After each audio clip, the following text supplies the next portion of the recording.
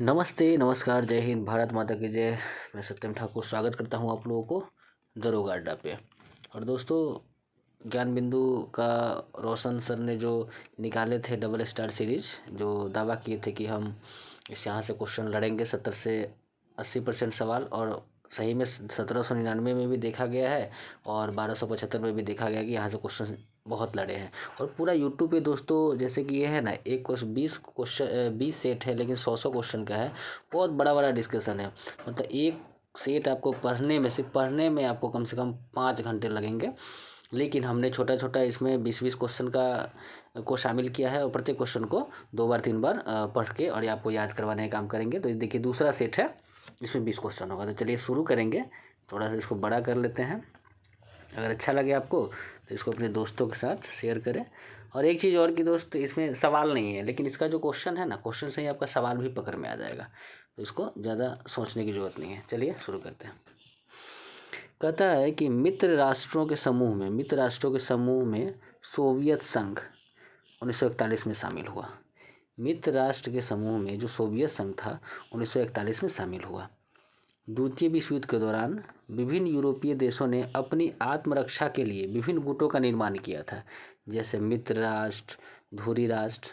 ठीक है, ये द्वितीय विश्व युद्ध के दौरान हुआ था। ठीक है, तो एक बार फिर से देखिएगा कि मित्र राष्ट्रों के समूह में सोवियत संघ शामिल हुआ कब? 1941 में, जब द्वितीय विश्व युद्ध के दौरान विभिन्न यूरोपीय देशों ने अपने सुरक्षा के लिए विभिन्न गुटों का निर्माण किया था, जैसे मित्र राष्ट्र गुट हो गया, धुरी राष्ट्र गुट हो गया इसका। ठीक है, तो मित्र राष्ट्र समूह का गठन ब्रिटेन और फ्रांस ने किया था। मित्र राष्ट्र समूह का गठन ब्रिटेन और फ्रांस ने किया था। बाद में चलकर इस समूह में सोवियत संघ और अमेरिका 1941 में शामिल हो गया। तो क्लियर हुआ। देखिए, मित्र राष्ट्र समूह का गठन ब्रिटेन और फ्रांस ने मिलकर किया था, लेकिन बाद में 1941 में 2 देश इसमें शामिल होता है, सोवियत संघ और अमेरिका। ठीक है, चलिए आगे बढ़ते हैं।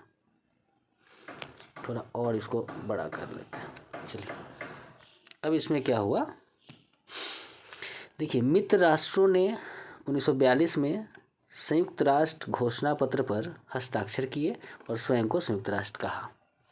मित्र राष्ट्रों ने 1942 में संयुक्त राष्ट्र घोषणा पत्र पर हस्ताक्षर किया और स्वयं को जो है कहा कि संयुक्त राष्ट्र है।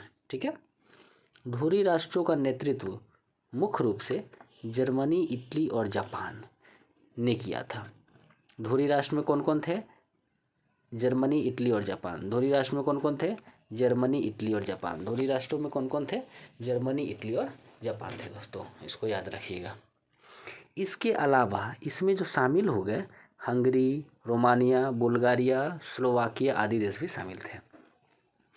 तो इसमें बाद में कौन शामिल हुए? हंगरी, रोमानिया, बुल्गारिया, स्लोवाकिया आदि देश इसमें शामिल थे। ठीक है, अब दोस्तों क्वेश्चन नंबर ये है 2। ठीक है, क्वेश्चन नंबर 2 पे आते हैं। थोड़ा छोटा कर लेते हैं।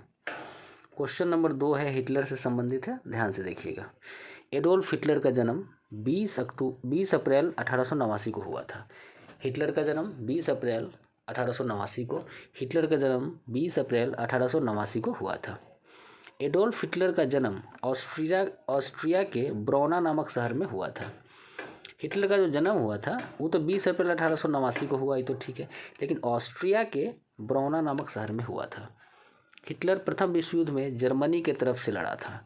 हिटलर जो था ना, जब प्रथम विश्व युद्ध हुआ था उस समय जर्मनी की तरफ से लड़ा था, लेकिन जर्मनी द्वारा विराम संधि पर हस्ताक्षर करने के लिए उसे भारी निराशा हुई थी। हिटलर जो है प्रथम विश्व युद्ध में जर्मनी की तरफ से लड़ा, लेकिन जब जर्मनी युद्ध विराम कर लिया ना और हस्ताक्षर कर दिया युद्ध विराम संधि पर, तो हिटलर को काफ़ी निराशा हुआ था। वो खुश नहीं था कि भाई इतना लड़े, लास्ट में चल के विराम हो गया इस युद्ध का। हिटलर वर्ष 1919 में जर्मन वर्क्स पार्टी का सदस्य बना। देखिएगा, हिटलर 1919 में जर्मन वर्क्स पार्टी का सदस्य बना और वर्ष 1920 में इसका नाम national socialist German works party रखा। समझिएगा, हिटलर 1920 में एक पार्टी बनाता है, एक पार्टी का सदस्य बना जिसका नाम था German works party. German works party का सदस्य बना हिटलर 1919 में, लेकिन जब 1 साल के बाद 1920 में यह जो है जर्मन वर्क्स पार्टी का नाम बदलकर national socialist German works party रखा। इसको याद रखेंगे। देखिए, इसी पार्टी को बाद में नात्सी पार्टी के नाम से जाना गया। जो था national socialist German works party, national socialist German works party, इसी पार्टी को बाद में नात्सी पार्टी के नाम से जाना गया। हिटलर ने 1923 में वाइमर गणतंत्र के खिलाफ विद्रोह कर दिया था। हिटलर ने 1923 में वाइमर गणतंत्र के खिलाफ विद्रोह किया था। एक बार फिर देखिएगा, हिटलर ने 1923 में वाइमर गणतंत्र के खिलाफ विद्रोह किया था दोस्तों। चलिए आगे देखते हैं इसके बाद क्या होता है। साउंड का थोड़ा बहुत अगर इशू होगा तो उसके लिए कोई वो नहीं सोचना है। हमको लग रहा है कि साउंड आपको क्लियर ही सुनाई दे रहा होगा, उतना भी डिस्टर्ब नहीं होगा। चलिए, हिटलर ने जेल में रहने के दौरान अपनी प्रसिद्ध आत्मकथा लिखा था जिसका नाम मीन कैंप था। ठीक है, तो हिटलर मीन कैंप क्या है? तो हिटलर की आत्मकथा है। और ये कहाँ लिखा था? जेल में जब था उस समय लिखा था। हिटलर ने नाजी पार्टी के प्रतीक चिन्ह के रूप में स्वास्तिक को अपनाया था। हिटलर ने नाजी पार्टी के एक पार्टी था उसका प्रतीक चिन्ह के रूप में स्वास्तिक को अपनाया था। 1925 में लोकार्नो समझौता द्वारा जर्मनी को राष्ट्र संघ की सदस्यता मिल गई। 1925 के लोकार्नो समझौता द्वारा जर्मनी को राष्ट्र संघ की सदस्यता मिल गई। एक बार फिर देखिएगा इसको, ये इम्पोर्टेंट है। 1925 के लोकार्नो समझौता हुआ था, उसी समय जर्मनी को राष्ट्र संघ की सदस्यता मिल गई। ठीक है, चलिए आगे क्या कहता है। कहता है कि विश्व आर्थिक मंदी से सर्वाधिक प्रभावित जर्मनी हुआ था। जब विश्व आर्थिक मंदी हुआ था ना, उस समय सबसे ज़्यादा प्रभावित जो हुआ था वो जर्मनी हुआ था। ठीक है, जर्मनी के राष्ट्रपति हिंडनबर्ग ने 30 जनवरी 1933 को हिटलर को चांसलर मनोनीत कर लिया। ठीक है, जर्मनी के राष्ट्रपति हिंडनबर्ग ने 30 जनवरी 1933 को हिटलर को चांसलर मनोनीत कर दिया जर्मनी का। ठीक है, अब देखिए, प्रथम विश्व युद्ध के बाद मित्र राष्ट्रों द्वारा पराजित जर्मनी पर वर्साय संधि की अपमानजनक शर्त लाद दी गई। इसको समझिए क्या कह रहा है।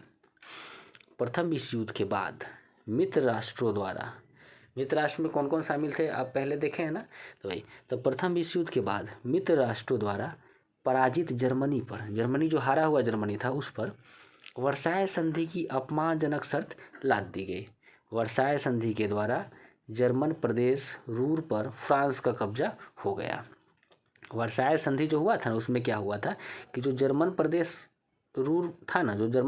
रूर था उस पर फ्रांस का कब्जा हो गया था और अल्पसास लॉरेन का क्षेत्र फ्रांस को वापस कर दिया गया। यही हुआ था वर्साय संधि पर। एक बार फिर देखिएगा, वर्साय संधि के द्वारा क्या हुआ कि जर्मनी का एक प्रदेश था जर्मनी का प्रदेश रूर था, उस पर फ्रांस का कब्जा हो गया, पहला बात। दूसरा, अल्सास लॉरेन का जो क्षेत्र है ना, वो फ्रांस को वापस कर दिया गया। ये हो गया दोस्तों। तीसरा नंबर क्वेश्चन देखेंगे, क्या कहता है। दिव्यावदान एक बौद्ध साहित्य है। ठीक है, दिव्यावदान एक बौद्ध से। आप क्वेश्चन के लिए परेशान मत होइए, जो आपको डिस्कशन कराया जा रहा है इसमें जो क्वेश्चन पूछा है ना, वो आपको समझ में खुद ही आ जाएगा। ठीक है, इतने भी आप वो नहीं है, तो इसको समझते चलिए। दिव्यावदान एक बौद्ध साहित्य है। चलिए दोस्तों आगे बढ़ते हैं।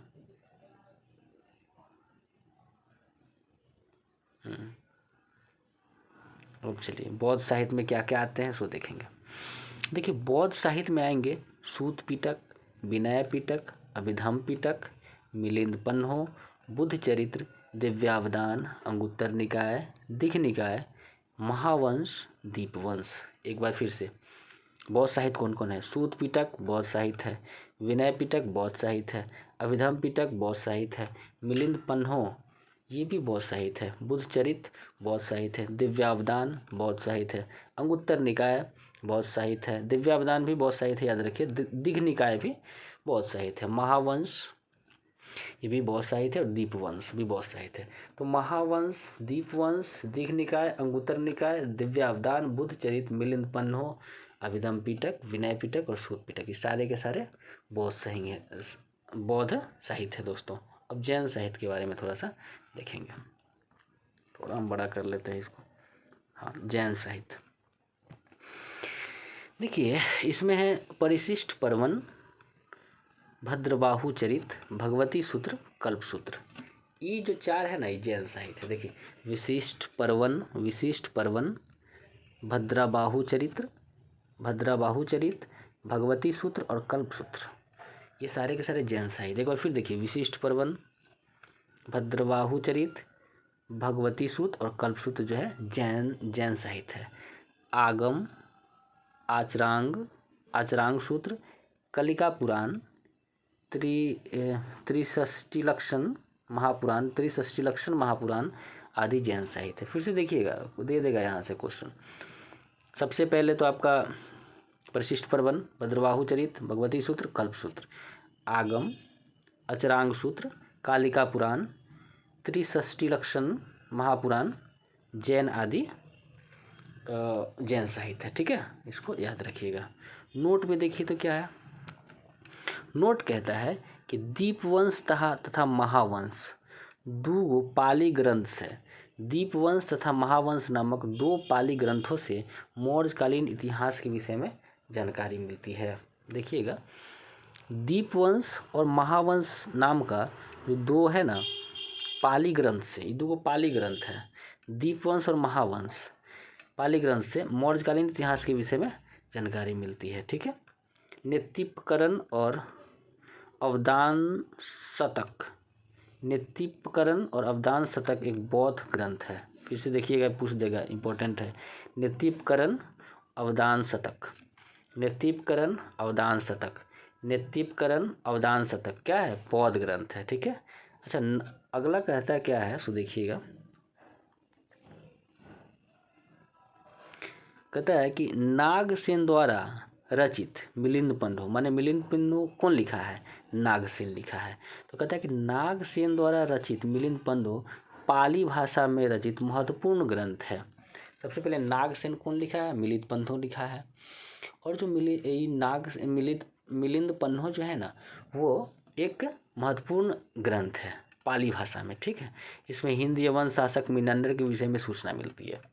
क्वेश्चन पूछेगा कि हिंद यवन शासक मिनांडर के विषय में सूचना किस ग्रंथ से मिलता है, तो आप बोलेंगे मिलिंद पंथो। और यह किस भाषा में है, तो पाली भाषा में है। ठीक है, चलिए अब आते हैं दोस्तों चौथा नंबर क्वेश्चन पे। क्या कहता है, देखिए दोस्तों, जो बेलन घाटी है वो उत्तर प्रदेश में है। बेलन घाटी कहाँ है, उत्तर प्रदेश में। बेलन घाटी उत्तर प्रदेश। रेनीगुंटा आंध्र प्रदेश में, रेनीगुंटा आंध्र प्रदेश। सोन घाटी मध्य प्रदेश, सोन घाटी दोस्तों मध्य प्रदेश। बेलन घाटी उत्तर प्रदेश, रेनीगुंटा आंध्र प्रदेश, सोन घाटी मध्य प्रदेश। देखिए अब क्या कहता है दोस्तों, थोड़ा सा इसको इधर करने दीजिए। हाँ, अभी देखिए क्या पता चलेगा। बुर्जहोम के बारे में कह रहा है। बुर्जहोम से गर्त आवास और मनुष्य के साथ कुत्ते को दफनाने के साक्ष्य मिले हैं।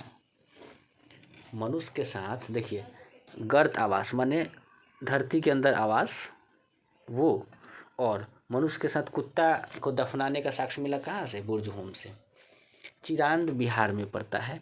चिरांद में प्रचुर मात्रा में हड्डी के उपकरण पाए गए हैं जो मुख्य रूप से हिरण के सींग के हैं।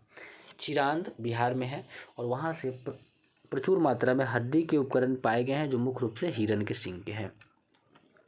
दोस्तों कोल्डिहवा कहाँ पड़ता है, प्रयागराज में, उत्तर प्रदेश में है। कोल्डिहवा प्रयागराज में, यहाँ से चावल का साक्ष्य मिला है। कोल्डिहवा प्रयागराज में, यहाँ से चावल का साक्ष्य मिलता है। अब देखिए कहता है कि नवपाषाणिक संस्कृति अपनी पूर्वगामी संस्कृतियों की अपेक्षा अधिक विकसित थी। जो नवपाषाणिक संस्कृति थी ना, वह अपनी उससे पहले जो संस्कृति थी उसके अपेक्षा अधिक विकसित थी। ठीक है, इसको याद रखेंगे। नवपाषाणिक काल का मानव न केवल खाद्य पदार्थों का उपभोक्ता था, उसका उत्पादक भी था। देखिए क्या कहता है, नवपाषाण काल का जो मानव था ना, वो केवल खाद्य पदार्थों का उपभोक्ता ही नहीं था, उत्पादन भी करता था। यह कृषि कर्म और पशुपालन से पूर्णतः परिचित हो चुका था। ठीक है, आइए 5वां नंबर क्वेश्चन को देखते हैं। क्या कहता है, कहता है वेदों को भली भांति समझने के लिए 6 वेदांग की रचना की गई है।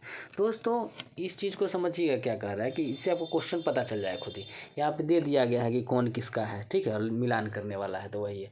तो सबसे पहले वेदों को भली भांति समझने के लिए 6 वेदांग की रचना की है। वेदांग और अर्थनिहित प्रयोजना माने किसका मतलब क्या होता है, वही यहाँ ये क्वेश्चन का वही कि मिलान करने के लिए दिया है। देखिएगा ध्यान से, इसका सही उत्तर होगा शिक्षा का मतलब हुआ, जैसे 6 गो वेदांग है ना, शिक्षा, ज्योतिष, कल्प, व्याकरण, निरुक्त, छंद, 6 गो हो गया। तो शिक्षा का संबंध जो है ना, शिक्षा जो है उच्चारण विधि से है, शिक्षा उच्चारण विधि से। ज्योतिष भागफल से है, कल्प कर्मकांड से है, व्याकरण शब्द व्युत्पत्ति से है, निरुक्त भाषा विज्ञान से, और छंद चतुष्पदी श्लोक से है। फिर से देखिएगा, शिक्षा उच्चारण विधि है, ज्योतिष भागफल है, कल्प कर्मकांड है, व्याकरण शब्द व्युत्पत्ति है, निरुक्त भाषा विज्ञान है, छंद चतुष्पदी है।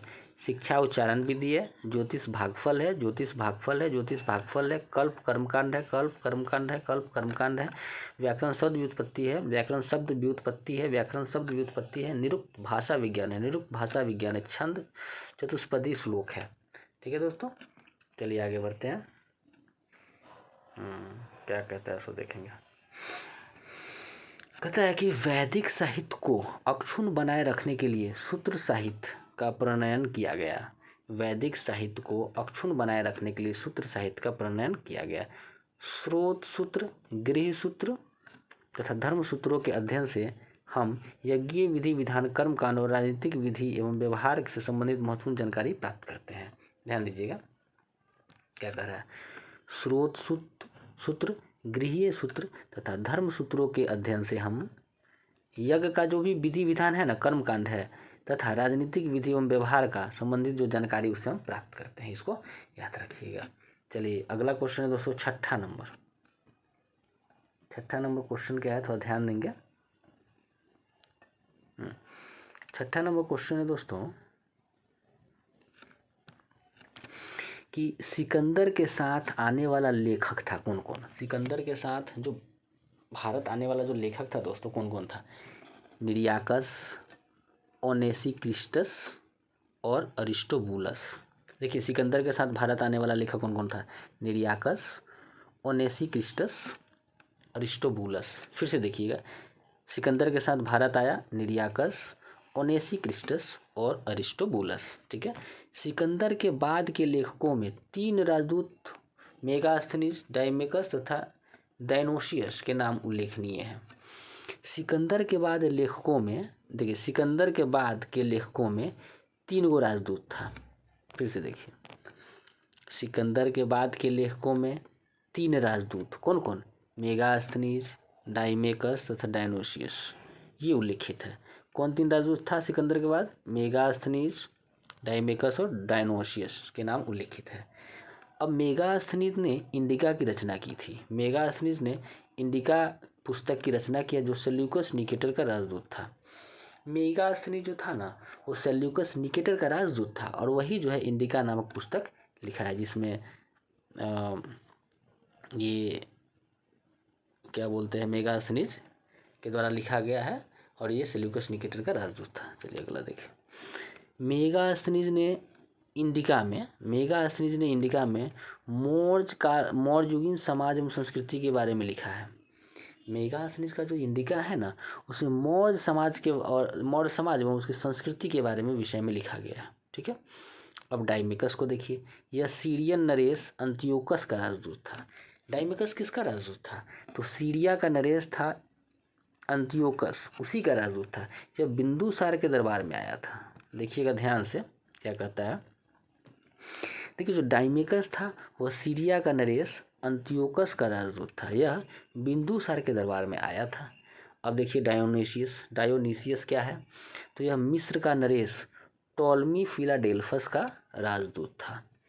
डायोनीसियस कौन था। मिस्र का नरेश टॉलमी फिलाडेल्फस का राजदूत था।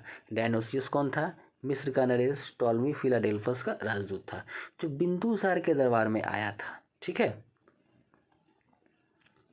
है, इसको याद रखेंगे। अब आएंगे हम प्लिनी के बारे में। ये सब लेखक सब है, विदेशी यात्री। देखिए प्लिनी, इसने पहली सदी में नेचुरल हिस्ट्री नामक पुस्तक लिखी। प्लिनी जो था इसने पहली सदी में नेचुरल हिस्ट्री नामक, तो क्वेश्चन अगर नेचुरल हिस्ट्री कौन लिखा है, तो प्लिनी लिखा है। अब इस प्लिनी में ना नेचुरल हिस्ट्री में ना भारत के पशुओं, पौधा और खनिज पदार्थों की जानकारी मिलती है। देखिए स्रोत है, नेचुरल हिस्ट्री कौन लिखा, प्लिनी लिखा। इसमें क्या लिखा हुआ है, तो भारत का पशु, पौधा और खनिज पदार्थों का वर्णन मिलता है।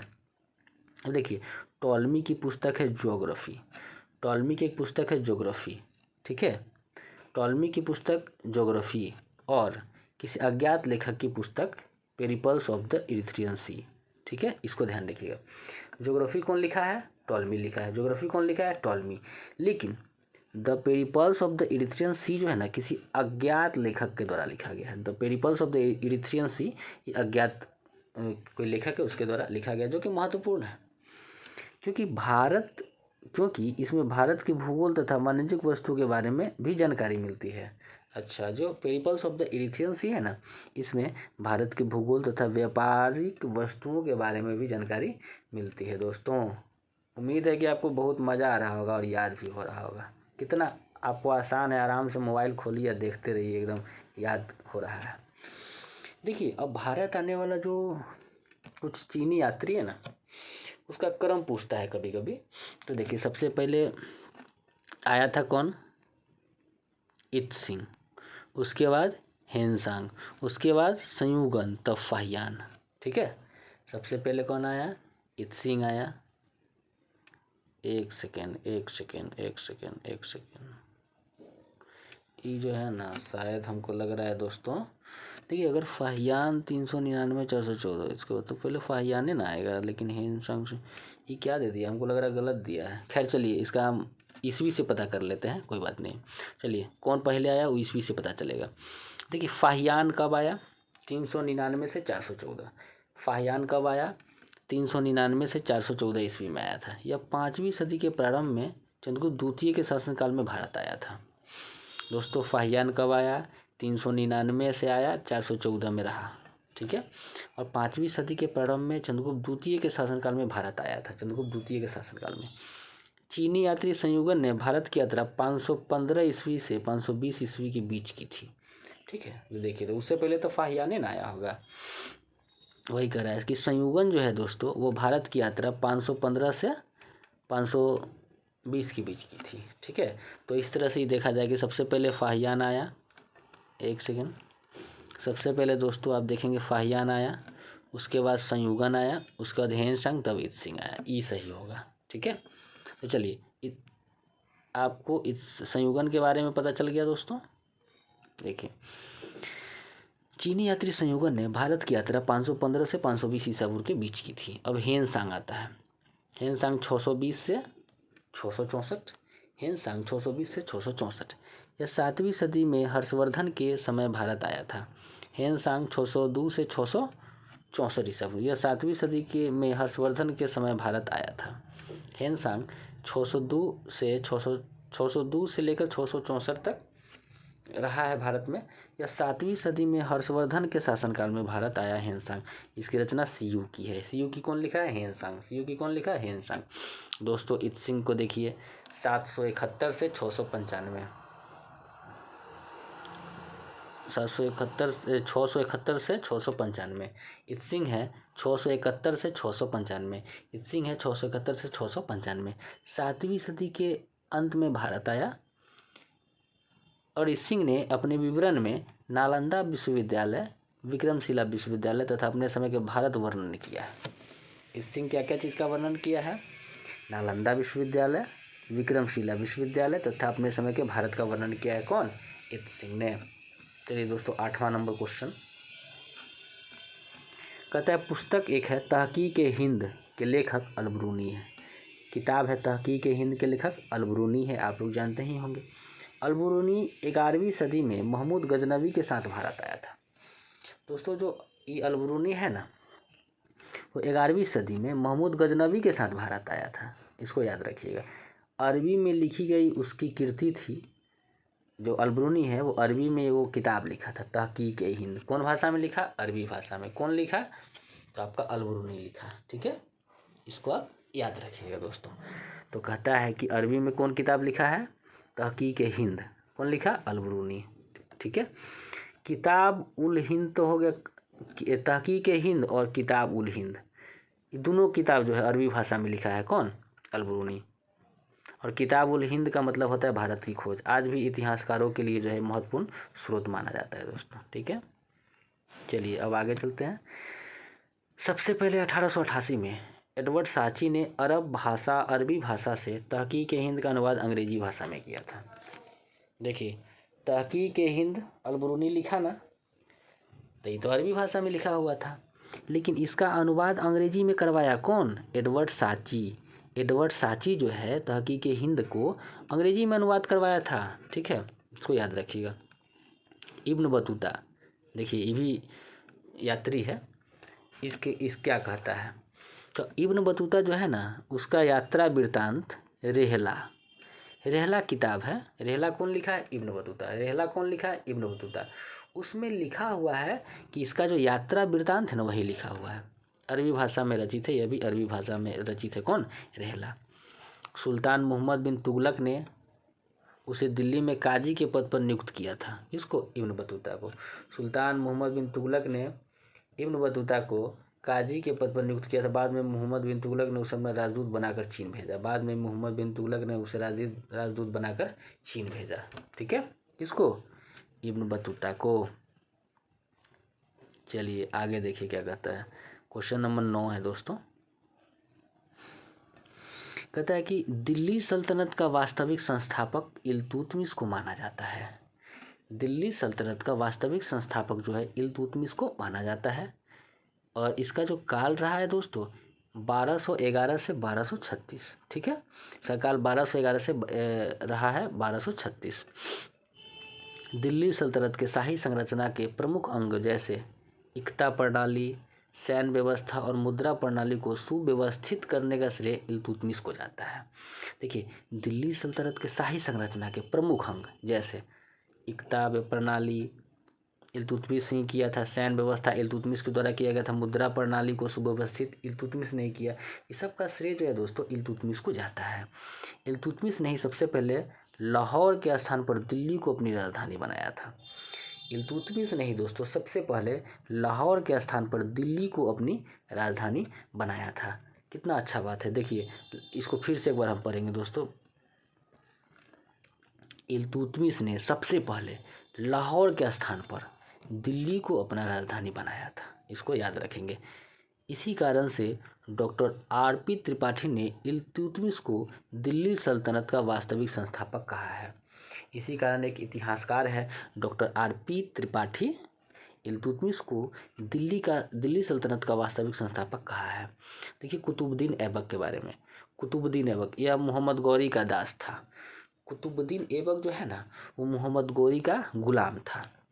मोहम्मद गौरी का गुलाम कौन था? कुतुबुद्दीन ऐबक। गौरी की मृत्यु के बाद गौरी जब मर गया ना, तो उसकी मृत्यु के बाद कुतुबुद्दीन ऐबक गजनी से अपनी सभी संबंध समाप्त कर लिया तथा भारत में स्वतंत्र राज्य की स्थापना 1206 में कर दिया। इसको फिर से समझिएगा दोस्तों कुतुबुद्दीन ऐबक के बारे में। कुतुबुद्दीन ऐबक जो है मोहम्मद गौरी का गुलाम था, ही जानते हैं। जब गौरी मर गया ना, तो कुतुबुद्दीन ऐबक गजनी से अपनी सभी संबंध समाप्त कर लिया और बाद में भारत में स्वतंत्र राज्य की स्थापना 1206 में किया तथा लाहौर को अपनी राजधानी बनाया। कौन? कुतुबुद्दीन ऐबक। ठीक है, देखिए इल्तुतमिश तो बेचारा बनाया था वहाँ, अभी कुतुबुद्दीन ऐबक जो है फिर से राजधानी जो है भारत का वो लाहौर ले गया। इसको याद रखिएगा। कुतुबुद्दीन ऐबक को लाख बख्श के नाम से जाना जाता है। लाख बख्श किसको बोलते हैं? कुतुबुद्दीन ऐबक को बोलते हैं। तो कुतुबुद्दीन ऐबक को लाख बख्श कहते हैं। कुतुबुद्दीन ऐबक साहित्य और कला का संरक्षक था। जो कुतुबुद्दीन ऐबक था ना, वो साहित्य और कला का संरक्षक था। उसने तत्कालीन विद्वान हसन निजामी एवं फ़र्क-ए-मुदब्बिर को संरक्षण प्रदान किया था। फिर से देखिएगा, इसको थोड़ा ऊपर करके देखते हैं। हाँ, देखिए कुतुबुद्दीन ऐबक सबसे पहले साहित्य और कला का संरक्षक था, ये जान गए। उसने उस समय का विद्वान हुआ करते थे हसन निजामी और फ़र्क-ए-मुदब्बिर उसको संरक्षण दिए थे। कुतुबुद्दीन ऐबक ने दिल्ली में कुब्बत उल इस्लाम मस्जिद तथा अजमेर में 2.5 दिन का झोपड़ा बनवाया था। ठीक है, ये मस्जिद था एक। तो कुतुबुद्दीन ऐबक ने दिल्ली में कुब्बत उल इस्लाम मस्जिद था तथा अजमेर में 2.5 दिन का झोपड़ा बनाया। कौन? कुतुबुद्दीन ऐबक। दोस्तों बहुत आपको याद हो रहा होगा और अच्छा भी लग रहा होगा। लाइक कीजिए, दोस्तों को शेयर भी कीजिए। ठीक है, कोई गड़बड़ी है तो आप कमेंट करके बताइए। देखिए, बलबन को उलुग खां की उपाधि नसरुद्दीन महमूद ने दिया था। बलबन को उलुग खां की उपाधि नसरुद्दीन महमूद ने दिया था। बलबन को उलुग खां की उपाधि नसरुद्दीन महमूद ने प्रदान किया था। ठीक है, समझ गए? बलबन को उलुग खां कौन कहा था? नसरुद्दीन महमूद कहा था। बलबन ने स्वयं को ही अपने आप को जिले इलाही की उपाधि धारण कर लिया था। बलबन ने खुद ही जिले इलाही कहता था अपने आप को। कौन? बलबन। बलबन ने सैन्य विभाग की जो स्थापना किया उसका नाम था दीवान अर्ज। सैन्य विभाग था वो बलबन किया था। ठीक है, दीवान अर्ज क्या था? सैन्य विभाग था। दीवान अर्ज क्या था? सैन्य विभाग था, जिसकी स्थापना बलबन ने किया था। बलबन ने लौह एवं रक्त की नीति भी अपनाई। बलबन ने राजत्व का सिद्धांत दिया और स्वयं को ईश्वर के प्रतिनिधि माना।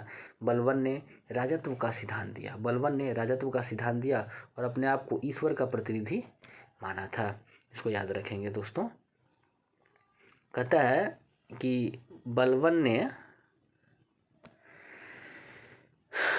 ने सीजदा एवं पैबोस नामक ईरानी प्रथा प्रारंभ किया था।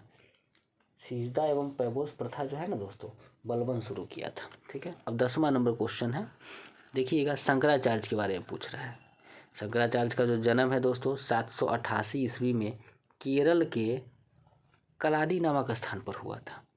शंकराचार्य का जन्म 788 ईस्वी में केरल के कलाडी नामक स्थान पर हुआ था। शंकराचार्य का जन्म 788 ईस्वी में केरल के कलाडी नामक स्थान पर हुआ था।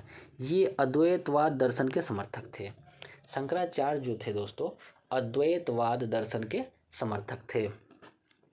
शंकराचार्य वेदांत दर्शन का प्रचार और भारतीय संस्कृति एकता को प्रदर्शित करने के लिए, ठीक है, इन्होंने वेदांत दर्शन का प्रचार और भारतीय संस्कृति एकता को प्रदर्शित करने के लिए चारों दिशाओं में मठ स्थापित किए। ठीक है, देखिए कितना बढ़िया बात लिखा है शंकराचार्य के बारे में। शंकराचार्य जो है ना वेदांत दर्शन का प्रचार और भारतीय संस्कृति एकता को प्रदर्शित करने के लिए 4 गो मठ स्थापित किए थे। कहाँ कहाँ मठ स्थापित किए वो अब नीचे है देखिए। ठीक है, और उम्मीद करते हैं दोस्तों आपको याद भी हो रहा होगा। ठीक है, चलिए चारों दिशा में 4 गो मठ कौन कौन था सो देखिए। उत्तर में दोस्तों बद्रीनाथ, उत्तर में क्या था मठ? उत्तर में जो मठ था वो बद्रीनाथ था। उत्तर में जो मठ था बद्रीनाथ। दक्षिण का मठ श्रृंगेरी, दक्षिण का जो मठ था श्रृंगेरी, दक्षिण का मठ श्रृंगेरी। पूरब का पूरी, प से पूरब, प से पूरी, पूरब का पूरी। पश्चिम का द्वारका, पश्चिम का द्वारका, पश्चिम का द्वारका। तो उत्तर का बद्रीनाथ, उत्तर में बद्रीनाथ, दक्षिण में श्रृंगेरी, पूरब में पूरी, पश्चिम में द्वारका।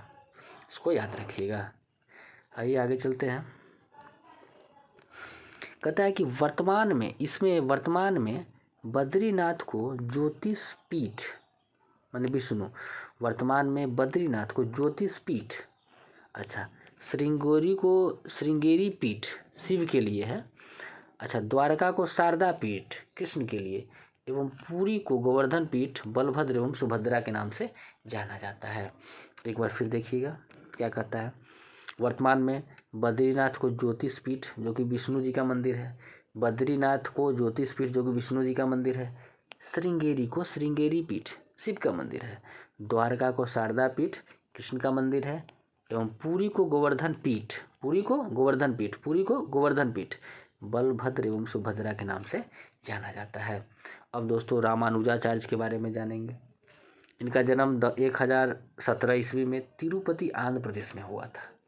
रामानुजाचार्य का जन्म 1017 में तिरुपति आंध्र प्रदेश में, रामानुजाचार्य का जन्म 1017 में तिरुपति आंध्र प्रदेश में हुआ था। रामानुजाचार्य का जन्म 1017 में तिरुपति में मतलब आंध्र प्रदेश में हुआ था। देखिए इन्होंने अपनाए थे विशिष्टाद्वैतवाद को अपनाते थे, विशिष्टाद्वैतवाद को मानते थे दोस्तों। और रामानुजाचार्य किसको मानते थे? विशिष्टाद्वैतवाद को। रामानुजाचार्य किसको मानते थे? विशिष्टाद्वैतवाद को। लेकिन रामानुजाचार्य का जो प्रारंभिक शिक्षा था वो कांची से हुआ था। ध्यान दीजिएगा, प्रारंभिक शिक्षा जो हुआ था रामानुजाचार्य का वो कांची से हुआ था। ठीक है, आगे बढ़ते हैं दोस्तों। दक्षिण भारत में भक्ति आंदोलन की शुरुआत, दक्षिण भारत में जो भी भक्ति आंदोलन की शुरुआत हुआ वो रामानुज ने किया था। दक्षिण भारत में जो भक्ति आंदोलन की शुरुआत हुआ था दोस्तों वो रामानुजाचार्य किए थे। रामानुज को दक्षिण में विष्णु का अवतार मानते हैं। रामानुज को दक्षिण में विष्णु का अवतार मानते हैं। रामानुज को दक्षिण में जो है विष्णु का अवतार मानते हैं। रामानुज का विशिष्ट दर्शन शंकराचार्य के अद्वैत दर्शन के विरोध में एक प्रतिक्रिया थी। रामानुज का जो विशिष्ट दर्शन था ना दोस्तों, वह शंकराचार्य के अद्वैत दर्शन के विरोध की एक प्रतिक्रिया थी। इसको याद रखेंगे। आगे देखिए दोस्तों क्या कहता है। रामानुज के अनुसार जीवन आनंदमय चैतन्यमय है तथा जगत मिथ्या न होकर सत्य सृष्टि है। रामानुजाचार्य के अनुसार जीवन जो है आनंदमय चैतन्यमय है।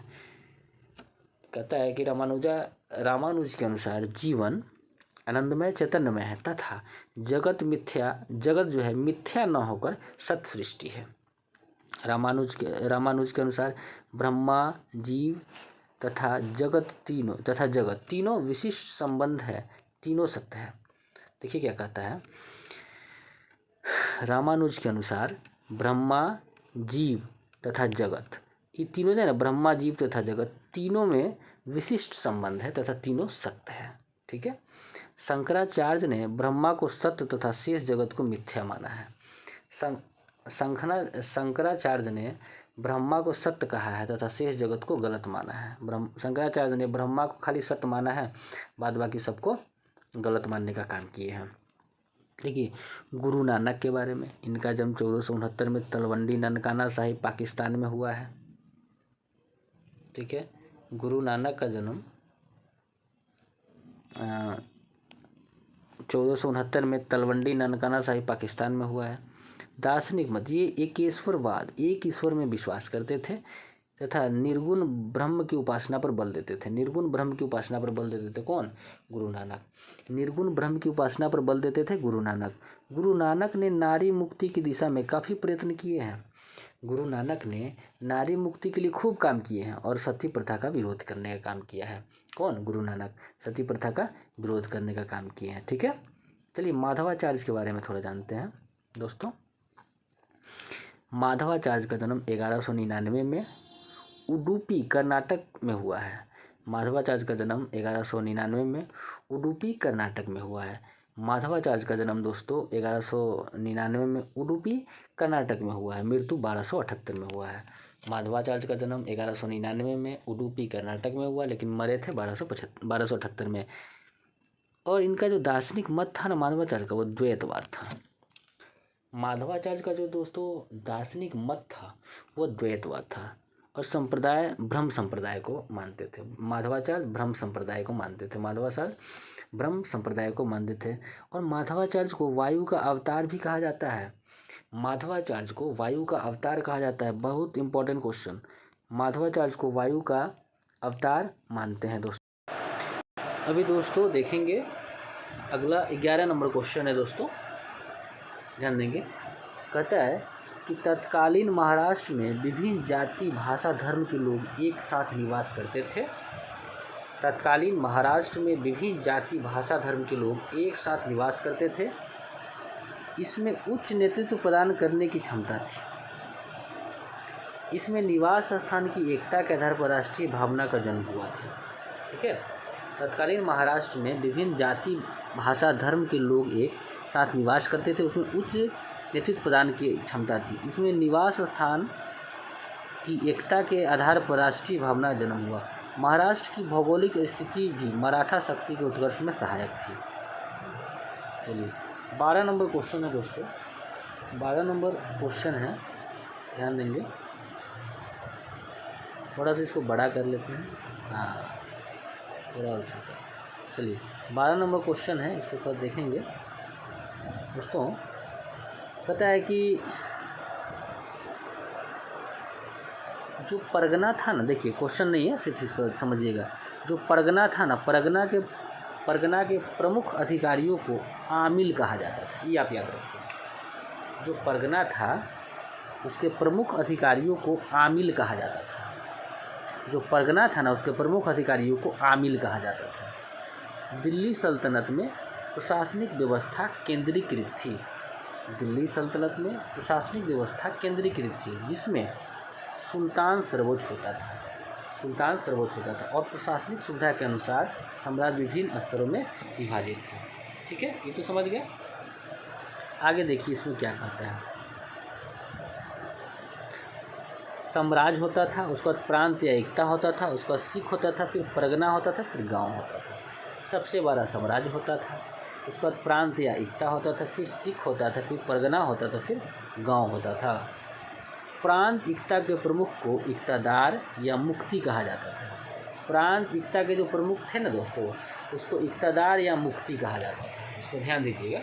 कहता है कि जो प्रांत एकता के प्रमुख थे ना दोस्तों, प्रांत एकता के प्रमुख, उसको ना इक्तादार या मुक्ति कहा जाता था, जिसका कार्य था अपने क्षेत्रों में कर वसूली कर विभिन्न विधि व्यवस्था बनाए रखना। जो इक्तादारी था ना, उसका काम था टैक्स वसूल लेना है और विधि व्यवस्था बनाए रखना है। प्रांतों को सीकों या जिलों में विभाजित किया गया था। प्रांतों को सीकों या जिलों में विभाजित किया गया था और इसका प्रमुख सीकदार होता था।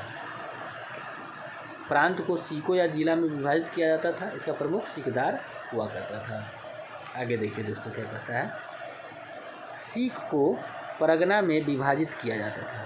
फिर सिख जो था ना, उसको परगना में विभाजित किया जाता था और इसका प्रमुख आमिल होता था। अभी बताया ना ऊपर, तो सिख को परगना में विभाजित किया जाता था और इस परगना का जो प्रमुख होता था ना, वो आमिल होता था। ठीक है, परगना के विभिन्न गाँव में विभाजित, और परगना को भी विभिन्न गाँव में विभाजित किया जाता था और उस गाँव का जो प्रमुख होता था वो होता था मुकदम, मतलब गाँव के मुखिया मुकदम होता था। ठीक है, जो गांव के मुखिया मुकदम और एक खूत होता था जो राजस्व अधिकारी होता था। परगना, एक बार फिर से समझिए, परगना को विभिन्न गांव में विभाजित किया जाता था ना, तो इसका प्रमुख दुग होता था, एगो मुकदम एगो खूत।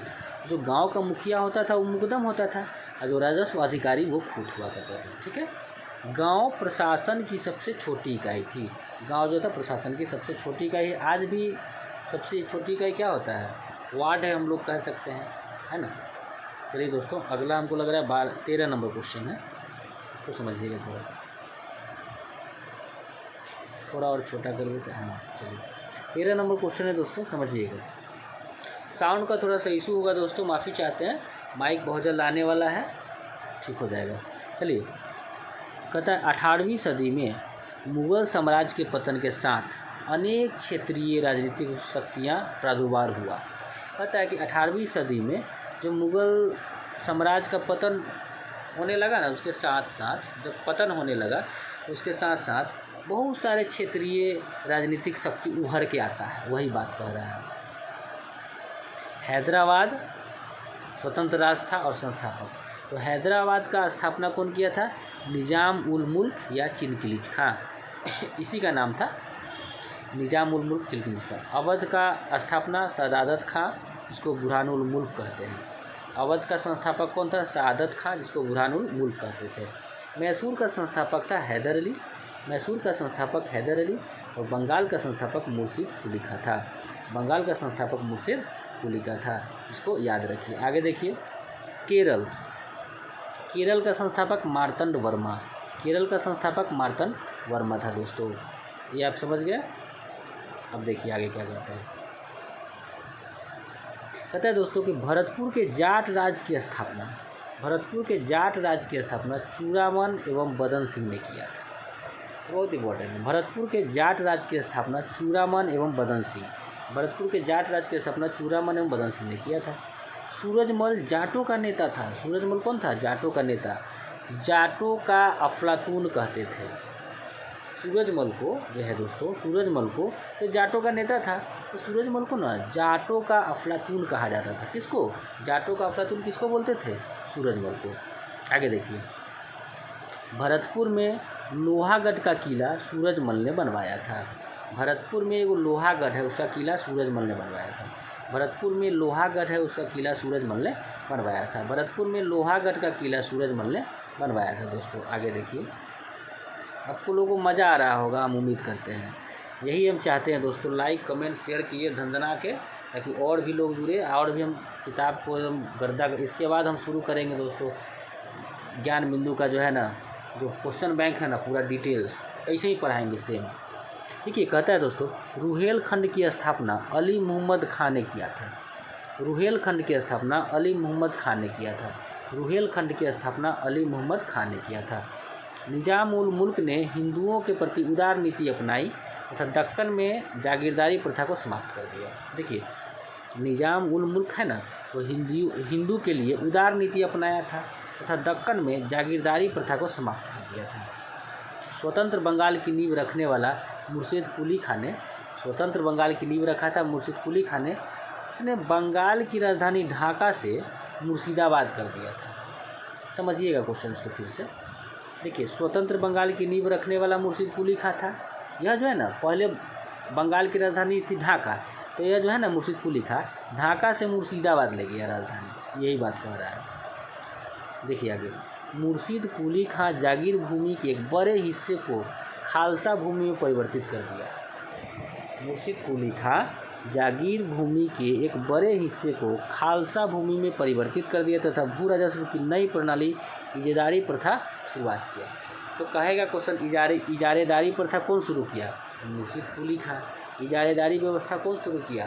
तो मुर्शिद कुली खान शुरू किया।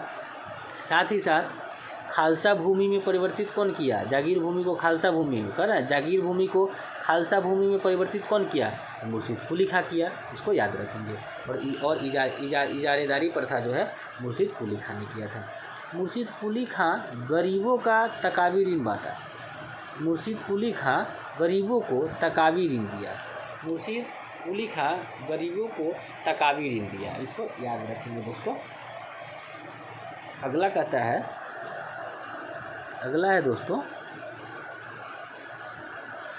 अंग्रेजों तथा फ्रांसीसियों को कलकत्ता तथा चंद्रनगर की किलाबंदी करने की अनुमति अलवर्दी खान ने नहीं दिया था। अंग्रेजों तथा फ्रांसीसियों को कलकत्ता तथा चंद्रनगर की किलाबंदी करने का अनुमति अलीवर्दी खान ने नहीं दिया था। इसको याद रखिएगा, नहीं दिया था। अलीवर्दी खान यूरोपियों को मधुमक्खी का उपमा देता है। अलीवर्दी खान कहता है कि मधुमक्खी जो है, यूरोपीय जो है ना मधुमक्खी है, ठीक है, उसको अगर नहीं छेड़ोगे तो वो शहद देगा, छेड़ोगे तो काट काट के मार देगा, यही बात कहा था। सिराजुद्दौला के समय ब्लैक होल की घटना 20 जून 1756 को हुआ था। सिराजुद्दौला के समय ब्लैक होल की घटना 20 जून 1756 को हुआ था। वो घटित हुई जिसका उल्लेखनीय हॉलवेल ने किया था।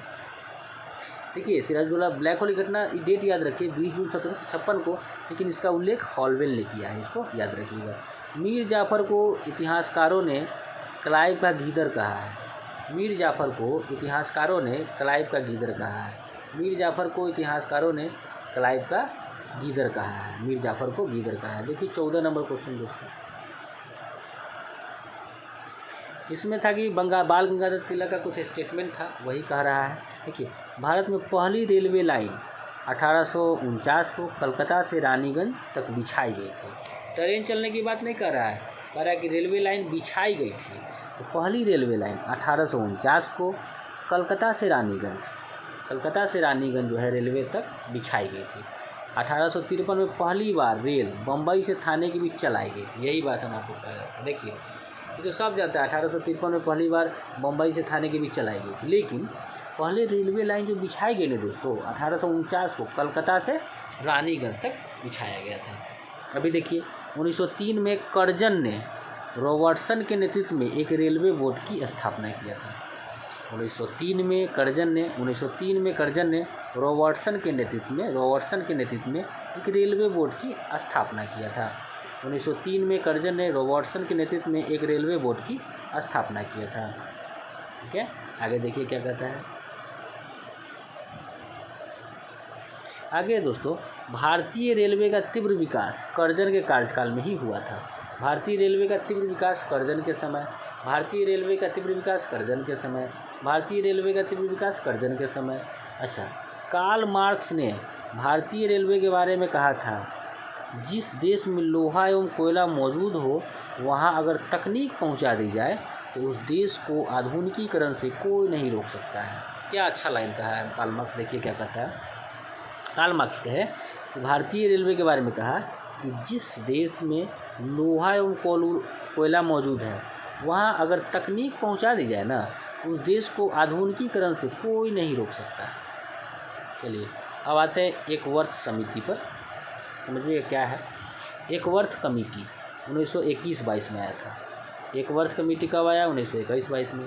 एक वर्ष कमेटी कब आया? 1921-22 में आया। इसके रिपोर्ट के आधार पर वर्ष 1925 में रेलवे बजट को आम बजट से अलग कर दिया गया। देखिए एक वर्ष कमेटी जब आया था ना तो उसके रिपोर्ट के आधार पर 1925 में रेलवे बजट को आम बजट से अलग कर दिया गया था। लेकिन अर्नाल्ड ने कहा था कि भारत में रेलवे ने वह कर दिखाया जो अकबर और टीपू जैसे निरंकुश शासक नहीं कर पाए। अर्नाल्ड ने क्या कहा था? भारत में रेलवे ने वह कर दिखाया जो अकबर व टीपू जैसे निरंकुश शासक नहीं कर पाए। कौन कहा था? अर्नाल्ड कहा था। दोस्तों अब चलिए हम अगला क्वेश्चन पे हम चलेंगे जो कि है 15 नंबर क्वेश्चन। 5 क्वेश्चन और बचा हुआ है, ध्यान दीजिएगा। 1857 के विद्रोह के समय मौलवी अहमदुल्ला ने अंग्रेज़ों के विरुद्ध जिहाद का नारा दिया था। 1857 के विद्रोह के समय मौलवी अहमदुल्ला ने अंग्रेज़ों के विरुद्ध जिहाद का नारा दिया। कौन? मौलवी अहमदुल्ला। जिहाद का नारा कौन दिया? मौलवी अहमदुल्ला। तथा फतवा जारी भी किया था। कौन? अहमदुल्ला। मौलवी अहमदुल्ला ने 1857 की क्रांति के समय जिहाद का नारा दिया और फतवा जारी किया। मौलवी अहमदुल्ला ने फैजाबाद से 1857 की क्रांति का नेतृत्व किया था। ठीक है, मौलवी अहमदुल्ला ने फैजाबाद से, कहाँ से? मौलवी अहमदुल्ला ने कहाँ से किया था? फैजाबाद से। ये 1857 की क्रांति का नेतृत्व किया। इसको कैंपबेल ने दबा दिया था। कौन दबा दिया? कैंपबेल दबा दिया। तो मौलवी अहमदुल्ला फैजाबाद से किया था शुरुआत, लेकिन इसको दबाया कौन? कैंपबेल। अंग्रेज़ों ने मौलवी अहमदुल्ला को पकड़ने के लिए 50,000 का इनाम घोषित किया था। अंग्रेज़ों ने मौलवी अहमदुल्ला को पकड़ने के लिए 50,000 रुपये का इनाम घोषित किया था। इसको याद रखिएगा दोस्तों। चलिए आगे देखते हैं। 1857 क्रांति के समय अजीमुल्ला ने झंडा गीत की रचना की थी। 1857 की क्रांति के समय अजीमुल्ला ने झंडा गीत की रचना की थी। 1857 की क्रांति के समय अजीमुल्ला, इसका नाम याद रखिए, अजीमुल्ला ने झंडा गीत की रचना किए थे। इसको याद रखेंगे। चलिए अब यहाँ पे है कि 1857 की क्रांति का नेतृत्व करता कहाँ से कौन था और कौन दबाया था, वो है। थोड़ा इसको हम छोटा कर देते हैं अभी, ठीक है। चलिए ध्यान से देखिएगा। दिल्ली से कौन थे? बहादुर शाह जफर और बख्त खान। दिल्ली से कौन नेतृत्व कर रहे थे? बहादुर शाह जफर तथा बख्त खान। और दमन कौन किया? जॉन निकोलसन तथा हडसन। दमन कौन किया? John Nicolson, Hudson. दिल्ली से कौन? बहादुर शाह जफर, बख्त खान, लेकिन इसको दमन कर दिया जॉन निकोलसन तथा हडसन। बिहार से वीर कुंवर सिंह। और दमन कौन किया? विलियम टेलर तथा विसेंट आयर। बिहार से वीर कुंवर सिंह थे, विलियम टेलर और विटेंस आयर ने इसका दमन कर दिया। आगे देखेंगे दोस्तों। कानपुर से नाना साहब तथा तात्या टोपे। कानपुर से नाना साहब और तात्या टोपे थे और इसको दमन किया कैंपबेल ने। दमन कौन किया दोस्तों? कैंपबेल ने। तो दोस्तों कानपुर से नाना साहब और तात्या टोपे थे और कैंपबेल ने इसको दमन कर दिया। बरेली से खान बहादुर खां थे, कैंपबेल दमन कर दिया। बरेली से खान बहादुर खां थे, कैंपबेल दमन कर दिया। बरेली से खान बहादुर खां थे, कैंपबेल ने दमन कर दिया। इलाहाबाद से लियाकत अली, जनरल नील ने इसका दमन किया। इलाहाबाद से लियाकत अली, जनरल नील ने इसको दमन कर दिया। देखिएगा, झांसी से रानी लक्ष्मीबाई थी, ह्यूरोज ने इसका दमन किया। झांसी से रानी लक्ष्मीबाई थी, ह्यूरोज ने दमन कर दिया। लखनऊ से बेगम हजरत महल, हेनरी लॉरेंस दमन करता थे। लखनऊ से बेगम हजरत महल थी और हेनरी लॉरेंस जो था वही इसका दमन किया था। इसको याद रखेंगे दोस्तों। आगे चलिए देखते हैं। 1857 की क्रांति का नेतृत्व जम्मू कश्मीर से कौन कर रहे थे? गुलाब सिंह। 1857 की क्रांति का नेतृत्व जम्मू कश्मीर से गुलाब सिंह। 23 अप्रैल 1858 को कुंवर सिंह ने ली ग्रांड की सेना को पराजित कर दिया। 23 अप्रैल 1858 को, डेट याद रखिएगा दोस्तों, 23 अप्रैल 1858 को कुंवर सिंह ने ली ग्रांड की सेना को पराजित कर दिया था। 23 अप्रैल 1858 को कुंवर सिंह की सेना ने ली ग्रांड की सेना को पराजित कर दिया था। कुंवर सिंह घायल अवस्था में ही जगदीशपुर किले से यूनियन जैक को हटाकर अपना ध्वज फहराया था। कुंवर सिंह ने घायल अवस्था में ही जगदीशपुर किले से, जगदीशपुर किला याद रखिएगा, क्वेश्चन का की यही है जगदीशपुर किला, तो घायल अवस्था में जगदीशपुर किला से यूनियन जैक को हटाकर अपना ध्वज फहराया था। कुंवर सिंह के बाद विद्रोह का नेतृत्व अमर सिंह ने किया था। कुंवर सिंह के बाद विद्रोह का नेतृत्व जो है अमर सिंह ने किए थे। मंगल पांडे को 29 मार्च 1857 को फांसी दिया गया। डेट याद रखिएगा, मंगल पांडे को 29 मार्च 1857 को फांसी मिला। मंगल पांडे को 29 मार्च 1857 को फांसी दिया गया। 1857 के विद्रोह के समय बैरकपुर का कमांडिंग ऑफिसर हैरसे था। 1857 के विद्रोह के समय बैरकपुर का कमांडिंग ऑफिसर हैरसे था। 1857 के विद्रोह के समय बैरकपुर का कमांडर ऑफिसर हैरसे था। कौन था? हैरसे था, इसको याद रखेंगे। बैरकपुर का कमांडिंग ऑफिसर हैरसे था। 1857 विद्रोह का प्रारंभ, 1857 जो विद्रोह था उसका प्रारंभ 10 मई 1857 को मेरठ छावनी से हुआ। 1857 के विद्रोह का प्रारंभ 10 मई 1858, इसको याद रखिए, 10 मई 1858 कहाँ से? मेरठ छावनी से हुआ। मेरठ में सैन्य छावनी का अधिकारी जनरल हेविट था। मेरठ में सैन्य छावनी का अधिकारी जनरल हेविट था। मेरठ में सैन्य छावनी का अधिकारी कौन था? मेरठ के सैन्य छावनी का अधिकारी जनरल हेविट था, इसको याद रखिएगा दोस्तों। अगला है 16 नंबर क्वेश्चन। मिर्जा गुलाम अहमद ने खुद को कृष्ण का अवतार तथा मोहम्मद साहब के बाद एक और पैगंबर बताया है। मिर्जा गुलाम अहमद ने स्वयं को कृष्ण का अवतार कहा है तथा मोहम्मद साहब के बाद एक और पैगंबर बताया है। मिर्जा गुलाम अहमद ने स्वयं को कृष्ण का, कौन? मिर्जा गुलाम अहमद, याद रखिएगा, मिर्जा गुलाम अहमद कृष्ण का अवतार भी बताया, मोहम्मद साहब के बाद एक और पैगंबर बताया। क्योंकि मुस्लिम धर्म सुधार आंदोलन में क्या क्या हुआ वो देखेंगे।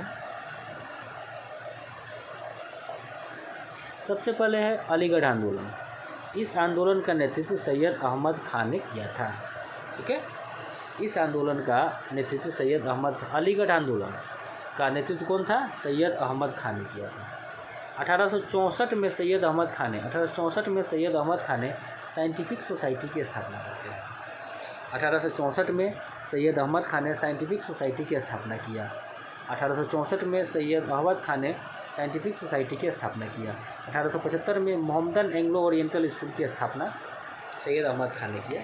1875 में मोहम्मदन एंग्लो ओरिएंटल स्कूल की स्थापना जो है वो किया था अहमद खान। 1875 में मोहम्मदन एंग्लो ओरिएंटल स्कूल की स्थापना सैयद अहमद खान ने किया था। ठीक है, चलिए अगला क्या कहता है। अहमद खां कांग्रेस की स्थापना का विरोध किया। अहमद खान ने कांग्रेस की स्थापना का विरोध किया तथा यूनाइटेड इंडिया पैट्रियाटिक एसोसिएशन की स्थापना की। अहमद खान ने कांग्रेस की स्थापना का तो विरोध कर दिया तथा यूनाइटेड इंडिया पैट्रियाटिक एसोसिएशन की स्थापना किया।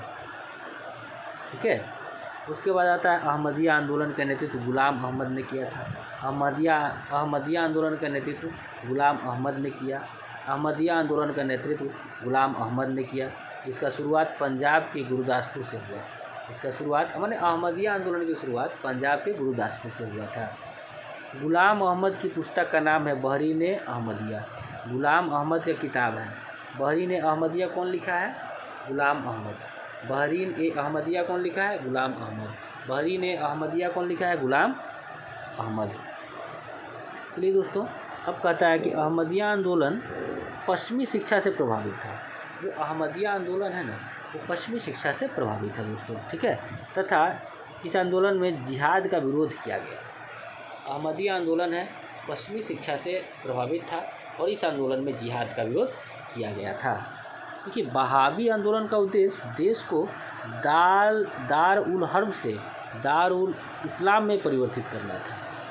बहुत इंपॉर्टेंट है, बहावी आंदोलन का नेतृत्व था दार उल हर्ब से देश को, देखिए बहावी आंदोलन का जो उद्देश्य था कि देश को दार उल हर्ब से दार उल इस्लाम में बदल देना, ये उसका वो था। ठीक है दोस्तों, आगे देखेंगे कि भारत में कहता है कि भारत में बहावी आंदोलन की लोकप्रियता सैयद अहमद बरेलवी के कारण मिली। भारत में जो बहावी आंदोलन हुआ था ना, ठीक है, उसकी जो लोकप्रियता मिली ना, उस सैयद अहमद बरेलवी के कारण मिला। भारत में बहावी आंदोलन का जो लोकप्रियता मिला वो सैयद अहमद बरेलवी के कारण मिला। इसको याद रखिएगा। चलिए अब कहता है देवबंद आंदोलन का नेतृत्व मोहम्मद कासिम नतौतवी तथा रशीदी अहमद रंगोही ने किया। समझिएगा, देवबंद आंदोलन का जो नेतृत्व है, देवबंद आंदोलन, मोहम्मद कासिम ननौतवी तथा रशीदी अहमद गंगोही ने किया। देवबंद आंदोलन का नेतृत्व कौन किया? मोहम्मद कासिम ननौतवी तथा रशीदी अहमद गंगोही ने किया। ठीक है। देवबंद आंदोलन का मुख्य उद्देश्य मुसलमानों में कुरान एवं हदीस की शिक्षा का प्रचार प्रसार करना था। जो देवबंद आंदोलन हुआ था ना, उसका मुख्य उद्देश्य है मुसलमानों में कुरान एवं हदीस की शिक्षा का प्रचार प्रसार करना। तो आप समझ गए, देवबंद आंदोलन का मुख्य उद्देश्य क्या है? मुसलमानों में कुरान एवं हदीस की शिक्षा का प्रचार प्रसार करना था। ठीक है, समझिएगा दोस्त। एक और इम्पॉर्टेंट है, बिहार में क्या रहा इसका रोल? बिहार के पटना में बहावी आंदोलन का केंद्र था। बिहार के पटना में बहावी आंदोलन का केंद्र था तथा बिहार के इनायत अली तथा विनायत अली इसका नेतृत्व करते हैं। ठीक है, बिहार के पटना में भी बहावी आंदोलन का केंद्र था। बिहार का जो पटना है वह भी बहावी आंदोलन का केंद्र रहा है, लेकिन बिहार से जो इसका नेतृत्व कर रहे थे वो इनायत अली और विनायत अली कर रहे थे। दोस्तों अगला क्वेश्चन है 17 नंबर क्वेश्चन, इसको ध्यान से देखेंगे। सुभाष चंद्र बोस के बारे में है, तो हम ध्यान से देखेंगे। चलिए दोस्तों, यहाँ पे कहता है सुभाष चंद्र बोस कि सुभाष चंद्र बोस द्वारा गठित महिला रेजिमेंट का नाम रानी झांसी रेजिमेंट था। सुभाष चंद्र बोस के द्वारा जो गठित महिला रेजिमेंट था उसका जो नाम था दोस्तों वो रानी झांसी रेजिमेंट। सुभाष चंद्र बोस ने आज़ाद हिंद फौज के लिए ब्रिगेडों की स्थापना किया, जिसका नाम सुभाष ब्रिगेड, नेहरू ब्रिगेड तथा गांधी ब्रिगेड था। इसको भी याद रखिए। सुभाष चंद्र बोस ने आज़ाद हिंद फौज के लिए ब्रिगेडों की स्थापना किया था, जिसका नाम सुभाष ब्रिगेड, नेहरू ब्रिगेड तथा गांधी ब्रिगेड रखा गया था। रानी झांसी रेजिमेंट का नेतृत्व कैप्टन लक्ष्मी स्वामीनाथन ने किया था। रानी झांसी रेजिमेंट का जो नेतृत्व है ना वो कैप्टन लक्ष्मी स्वामीनाथन ने किया था। तो रानी झांसी रेजिमेंट का नेतृत्व किसने किया था? कैप्टन लक्ष्मी स्वामीनाथन ने किया था। इसको याद रखेंगे। चलिए आगे इसमें क्या है? सुभाष चंद्र बोस की पुस्तक द इंडिया स्ट्रगल है। द इंडिया स्ट्रगल किसकी पुस्तक है? Subhash Chandra Bose. The India struggle किसकी पुस्तक है? सुभाष चंद्र बोस की पुस्तक है। सुभाष चंद्र बोस ने तुम मुझे खून दो मैं तुम्हें आज़ादी दूंगा तथा दिल्ली चलो का नारा दिया था। सुभाष चंद्र बोस ने तुम मुझे खून दो मैं तुम्हें आज़ादी दूंगा तथा दिल्ली चलो का नारा भी सुभाष चंद्र बोस ने ही दिया था। दिल्ली चलो का नारा सुभाष चंद्र बोस ने दिया था। देखिए, सुभाष चंद्र बोस ने जर्मनी में हिटलर की सहायता भारतीय स्वतंत्रता के लिए मांगी तथा फ्री इंडिया सेंटर की स्थापना की। देखिए, सुभाष चंद्र बोस ने जर्मनी में जाकर हिटलर से सहायता मांगा स्वतंत्रता के लिए तथा जर्मनी में फ्री इंडिया सेंटर की स्थापना किया। सुभाष चंद्र बोस ने जर्मनी में हिटलर को कहा कि हमको सहायता कीजिए स्वतंत्रता संग्राम में, तथा इन्होंने सुभाष चंद्र बोस ने जर्मनी में ही फ्री इंडिया सेंटर की स्थापना किया। आज़ाद हिंद फौज की स्थापना सिंगापुर में किए थे 1942 में, कैप्टन मोहन सिंह ने किया था।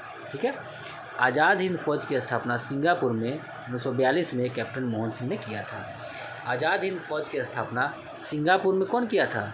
1942 में किए थे, लेकिन कैप्टन मोहन सिंह किए थे। आज़ाद हिंद फौज की स्थापना सिंगापुर में कौन किया? कैप्टन मोहन सिंह ने किया। बहुत दोस्तों आप लोगों को याद आ भी रहा है और आपको मज़ा भी आ रहा है, तो लाइक कीजिए, शेयर भी कर दीजिए, नहीं तो जैसा मन वैसा कीजिए। मेरा काम है करना, हम तो करेंगे। आज़ाद हिंद फौज के सर्वोच्च सेनापति नेताजी को 2 जुलाई 1943 को घोषित किया गया। आज़ाद हिंद फौज के सर्वोच्च सेनापति घोषित किया गया किसको? नेताजी को। कब? 2 जुलाई 1943 को। आज़ाद हिंद फौज के सर्वोच्च सेनापति किसको घोषित किया गया? सुभाष चंद्र बोस को। कब? 2 जुलाई 1943 को। महात्मा गांधी को राष्ट्रपिता की उपाधि सुभाष चंद्र बोस ने ही दिया था।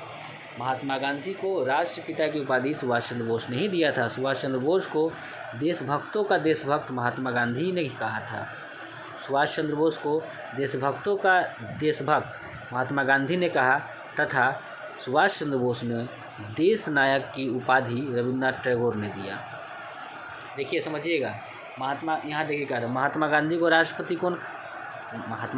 राष्ट्रपति की उपाधि कौन दिए? सुभाष चंद्र बोस ने दिए। अच्छा, सुभाष चंद्र बोस को देशभक्तों का देशभक्त कौन कहा? महात्मा गांधी कहा। फिर सुभाष चंद्र बोस को देश नायक का नाम कौन दिया? रविन्द्रनाथ टैगोर दिया। इसको याद रखिए, ठीक है। आते हैं दोस्तों एक अगला, कहता है कि 21 अक्टूबर 1943 को, 1 मिनट रुक जाइएगा, देख ले कि वही PDF है कि अलग है। PDF वही है, चलिए ठीक है। कहता है दोस्तों 21 अक्टूबर 1943 को सुभाष चंद्र बोस ने स्वतंत्र भारत की अस्थायी सरकार की स्थापना की।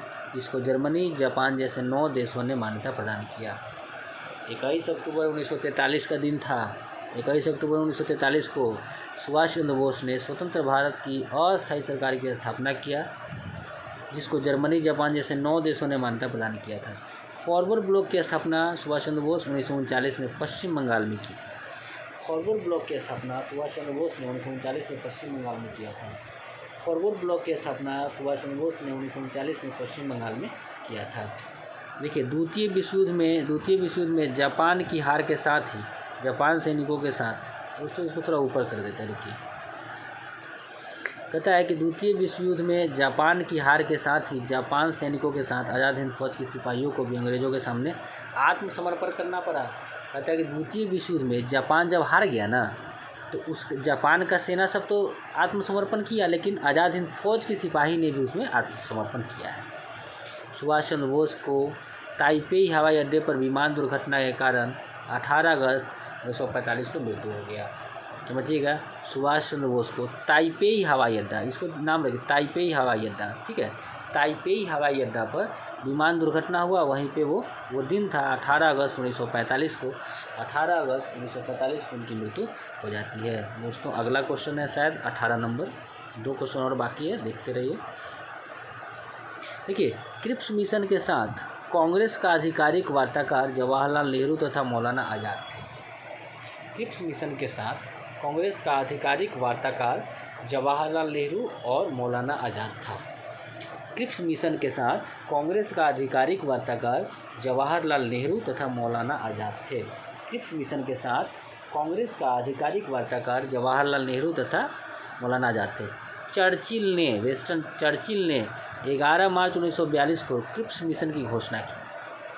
चर्चिल ने 11 मार्च 1942 को क्रिप्स मिशन की घोषणा की, जो भारत में 23 मार्च 1942 को पहुंचा। देखिए, चर्चिल ने 11 मार्च 1942 को क्रिप्स मिशन की घोषणा किया, भारत कब पहुंचा? 23 मार्च 1942 को। अब देखिए, क्रिप्स मिशन ने 30 मार्च 1942 को अपनी रिपोर्ट सौंपी, जो निम्न था।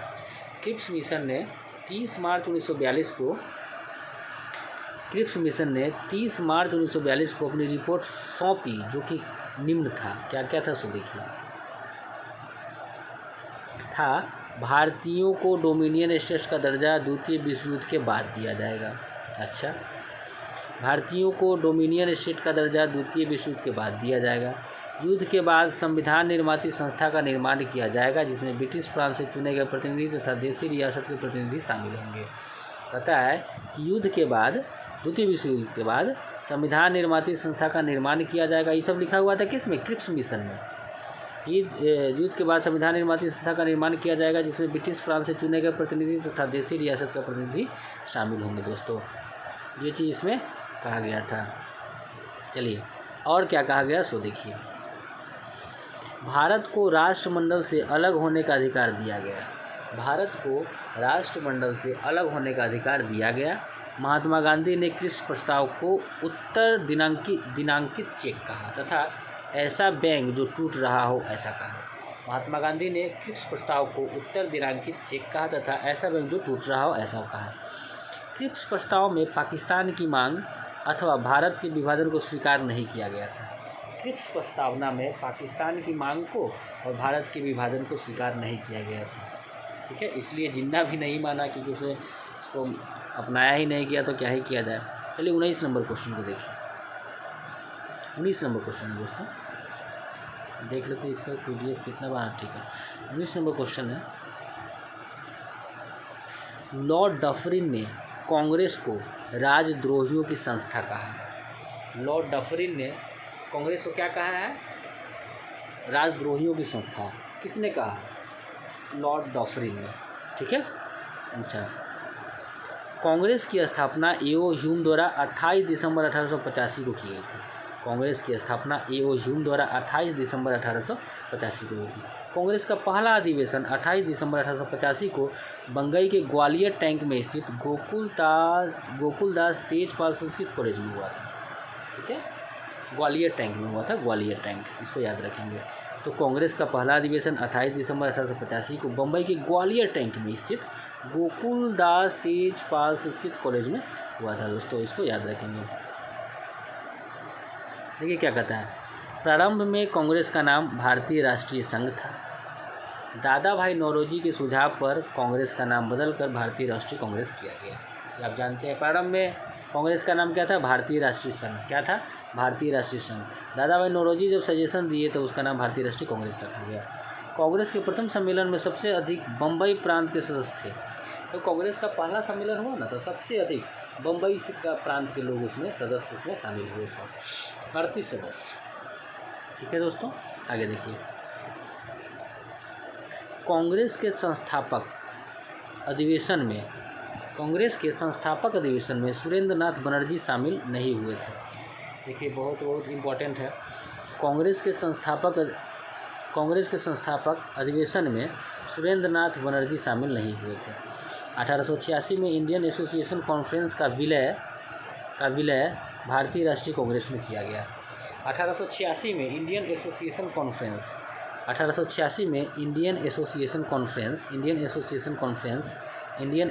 कॉन्फ्रेंस का विलय माने गठबंधन बोल सकते हैं। विलय मतलब मिल गया, गठबंधन नहीं बोलेंगे, विलय हुआ था, भारतीय राष्ट्रीय कांग्रेस में कर दिया गया। ये दोस्तों, कांग्रेस से संबंधित टिप्पणी कौन कौन लोग क्या क्या कहा था सो देखिए। कांग्रेस के लोग पदों के भूखा है, ये कहा था बंकिम चंद्र चटर्जी। कांग्रेस का लोग पदों का भूखा है, ये कहा था बंकिम चंद्र चटर्जी। कांग्रेस के लोग पदों का भूखा है, ये कहे थे बंकिम चंद्र चटर्जी। अच्छा, कांग्रेस अपनी मौत की घड़ियां गिन रही है, मेरी भारत में रहते हुए अंतिम इच्छा है कि शांतिपूर्ण रूप से मरने में मदद कर सकूं, ये करजनवा कहा था। ठीक है, कांग्रेस अपनी मौत की घड़ियां गिन रही है, मेरी भारत में रहते हुए अंतिम इच्छा है कि मैं शांतिपूर्ण मरने में मदद कर सकूं, ये करजन कहा था। कांग्रेस सम्मेलन 3 दिन का तमाशा है, यह कहा था अश्विनी कुमार दत्त। कांग्रेस सम्मेलन 3 दिन का तमाशा है, ये कहते अश्विनी कुमार दत्त। कांग्रेस सम्मेलन 3 दिन का तमाशा है, ये कहते अश्विनी कुमार दत्त। ठीक है, ये कहते अश्विनी कुमार दत्त, इसको याद रखिए। कांग्रेस सम्मेलन 3 दिन का तमाशा कौन कहा था? अश्विनी कुमार दत्त। ठीक है, अच्छा। वर्ष में हम एक बार मेढक की टर्राएंगे तो कुछ नहीं होगा। वर्ष में हम एक बार मेढक की तरह टर्राएंगे तो कुछ नहीं होगा, बाल गंगाधर तिलक कहे थे। वर्ष में हम मेढक की तरह टर्राएंगे एक बार तो कुछ नहीं होगा, ये कहा था बाल गंगाधर तिलक जी कहे थे। कांग्रेस अल्पसंख्यक वर्ग का प्रतिनिधित्व करती है, डफरिन कहा था। कांग्रेस अल्पसंख्यक वर्ग का प्रतिनिधित्व करती है, डफरिन कहा था। कांग्रेस अल्पसंख्यक वर्ग का प्रतिनिधित्व करती, डफरिन कहा था। कांग्रेस के संबंध में सेफ्टी वॉल्व का सिद्धांत लाला लाजपत राय ने यंग इंडिया पुस्तक में की है। कांग्रेस के संबंध में सेफ्टी वॉल्व का सिद्धांत लाला लाजपत राय ने यंग इंडिया पुस्तक में की है। कांग्रेस के संबंध में सेफ्टी वॉल्व का सिद्धांत लाला लाजपत राय ने यंग इंडिया पुस्तक में किया है। ठीक है, आगे चलिए। आगे क्या कहता है दोस्तों? आगे कहता है सेफ्टी वाल्व सिद्धांत के प्रत्युत्तर में कांग्रेस के आरंभिक नेताओं ने एओह्यूम को त्वरित चालक के रूप में प्रयोग किया है। सेफ्टी वाल्व सिद्धांत के प्रत्युत्तर में कांग्रेस के आरंभिक नेताओं ने एओह्यूम को त्वरित चालक के रूप में प्रयोग किया है। कांग्रेस की स्थापना के समय भारत का वायसराय लॉर्ड डफरिन था। कांग्रेस जब स्थापित हुआ ना उस समय जो वायसराय लॉर्ड डफरिन था। कौन था? लॉर्ड डफरिन था। नेशनल सोशल कॉन्फ्रेंस की स्थापना एमजी राणा डे तथा रघुनाथ राव द्वारा किया गया था। नेशनल सोशल कॉन्फ्रेंस की स्थापना एमजी राणा डे तथा रघुनाथ राव द्वारा किया गया था। नेशनल सोशल कॉन्फ्रेंस की स्थापना एमजी राणा डे तथा रघुनाथ राव द्वारा किया गया था। नेशनल सोशल कॉन्फ्रेंस की स्थापना एमजी राणा डे तथा रघुनाथ राव द्वारा किया गया था। इसको याद रखेंगे दोस्तों। अब आता है 20वां नंबर और लास्ट क्वेश्चन है। 20वां नंबर और लास्ट क्वेश्चन है दोस्तों, जवाहरलाल नेहरू को 1946 में गठित अंतरिम सरकार का उपाध्यक्ष चुना गया था। जवाहरलाल नेहरू को 1946 में गठित अंतरिम सरकार का उपाध्यक्ष चुना गया था। लॉर्ड वेवेल ने 24 अगस्त 1946 को नेहरू को अंतरिम सरकार के गठन का निमंत्रण दिया। लॉर्ड वेवेल ने 24 अगस्त 1946 को लॉर्ड वेवेल ने 24 अगस्त 1946 को नेहरू को अंतरिम सरकार के गठन को निमंत्रण दिया था। नेहरू 2 सितंबर 1946 को जवाहरलाल नेहरू ने 2 सितंबर 1946 को अंतरिम सरकार का गठन किया। जवाहरलाल नेहरू ने 2 सितंबर 1946 को अंतरिम सरकार का गठन किया तथा 12 सदस्यीय मंत्रिमंडल के साथ अपने पद का शपथ लिया। नेहरू ने 2 सितंबर 1946 को अंतरिम सरकार का गठन किया तथा 12 सदस्य मंत्री के साथ अपने पद का दोस्तों शपथ लिया। इसको याद रखिएगा। आते हैं और इसमें थोड़ा सा है, खत्म है वीडियो, लास्ट क्वेश्चन है दोस्तों। देखिए क्या कहता है। उपरोक्त मंत्रिमंडल में 3 मुस्लिम सदस्य शामिल थे। इसमें 3 मुस्लिम सदस्य भी शामिल थे जो कि मुस्लिम लीग के सदस्य नहीं थे। तो मंत्रिमंडल बना था ना 2 सितंबर 1946 में जवाहरलाल नेहरू के द्वारा, तो उसमें 3 को मुसलमान भी शामिल थे जो कि मुस्लिम लीग के सदस्य नहीं थे। देखिए, राष्ट्रमंडल संबंध तथा विदेशी विभाग, राष्ट्रमंडल तथा विदेश विभाग जवाहरलाल नेहरू के पास था। राष्ट्रमंडल तथा विदेश विभाग जवाहरलाल नेहरू के पास था। गृह मंत्री, सूचना प्रसारण मंत्री सरदार वल्लभ भाई पटेल। गृह सूचना प्रसारण मंत्री सरदार वल्लभ भाई पटेल। गृह सूचना प्रसारण मंत्री सरदार वल्लभ भाई पटेल। श्रम मंत्री जगजीवन राम। श्रम मंत्री जगजीवन राम। श्रम मंत्री जगजीवन राम। रेलवे परिवहन आसफ अली। रेलवे परिवहन आसफ अली। रेलवे एवं परिवहन आसफ अली। रेलवे एवं परिवहन आसफ अली। खाद्य एवं कृषि राजेंद्र बाबू। खाद्य एवं कृषि राजेंद्र प्रसाद। खाद्य एवं कृषि राजेंद्र प्रसाद। खाद्य एवं कृषि राजेंद्र प्रसाद। देखिए, कार्य खान तथा ऊर्जा CH भाभा। कार्य खान तथा ऊर्जा CH भाभा। कार्य खान तथा ऊर्जा CH भाभा। उद्योग एवं नागरिक आपूर्ति जॉन मथाई। उद्योग एवं नागरिक आपूर्ति जॉन मथाई। उद्योग एवं नागरिक आपूर्ति जॉन मथाई। उद्योग एवं नागरिक आपूर्ति जॉन मथाई। रक्षा मंत्री बलदेव सिंह। रक्षा मंत्री बलदेव सिंह। रक्षा मंत्री बलदेव सिंह। शिक्षा एवं कला राजगोपालाचारी। शिक्षा एवं कला मंत्री राजगोपालाचारी। शिक्षा एवं कला मंत्री राजगोपालाचारी। शिक्षा एवं कला राजगोपालाचारी। अक्टूबर 1946 में अंतरिम सरकार में मुस्लिम लीग के 5 सदस्य शामिल हुए। अक्टूबर 1946 में अंतरिम सरकार में मुस्लिम लीग के 5 सदस्य शामिल हुआ। अक्टूबर 1946 में अंतरिम सरकार में मुस्लिम लीग के 5 अगस्त 1905 सदस्य शामिल हुआ। ठीक है, पता अक्टूबर 1946 में